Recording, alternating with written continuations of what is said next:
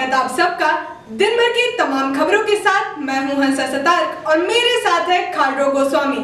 शुरुआत करते हैं सुर्खियों से। सर्सी लेनिस्टर ने एनडीए के खिलाफ करी महागठबंधन की तैयारी, यूपीए के साथ उतरेंगी युद्ध में। वहीं खबर ये भी आ रही है कि लेनिस्टर आर्मी कर रही है ड्रैगन निरोधक हथियारों का निर्माण।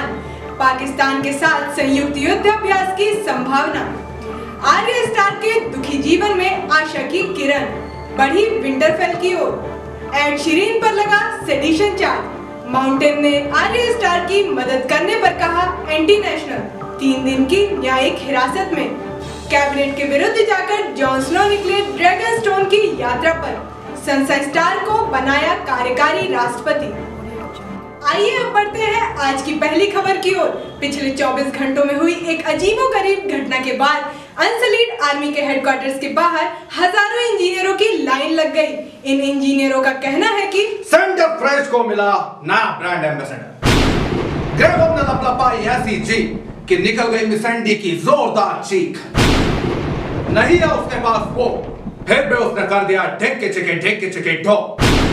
जी हाँ, इसी घटना के साथ देश भर के इंजीनियरों में दौड़ी उत्साह की लहर, जिसके फलस्वरूप देश भर के इंजीनियर्स ने भारी तादाद में अनसलीड आर्मी में दाखिले के लिए भर दिए हैं आवेदन। कहा जा रहा है कि इन इंजीनियर्स में सबसे ज्यादा संख्या मैकेनिकल इंजीनियरिंग के छात्रों की है। बचपन से बॉयफ्रेंड बनने का सपना देखा था साहब। आईआईटी क्लियर किया, गिटार खरीदा, डीएसएलआर लिया, ऊपर से फेमिनिज्म के सारे पोस्ट भी शेयर किए, फिर कुछ नहीं मिला साहब।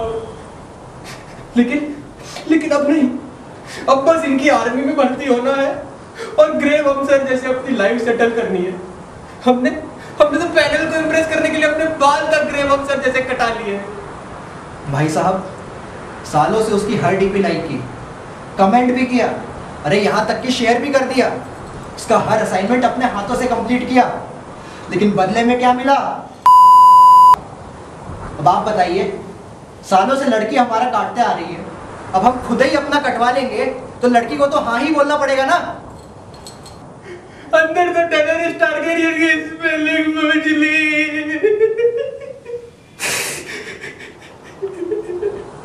इन सबको देखकर साफ जाहिर है कि इंजीनियरों की झांटों में सालों से सुलग रही थी आग। अब देखना ये होगा। आप कीजिए ख्याल, मुझे अभी आपको बीच में ही रोकना होगा।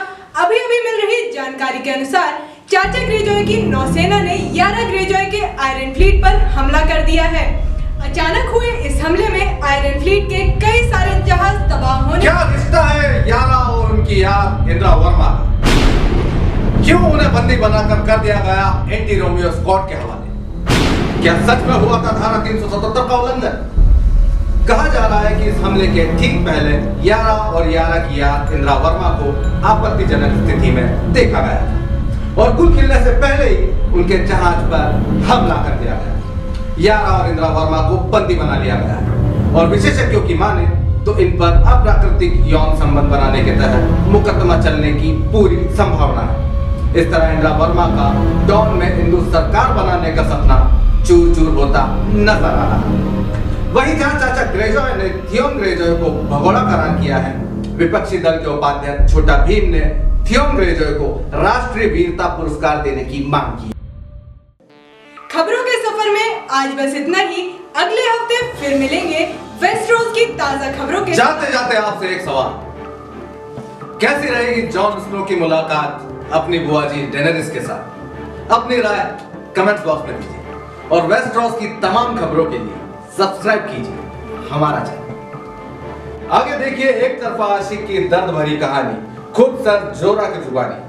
हमारा special programme get well soon जोरा।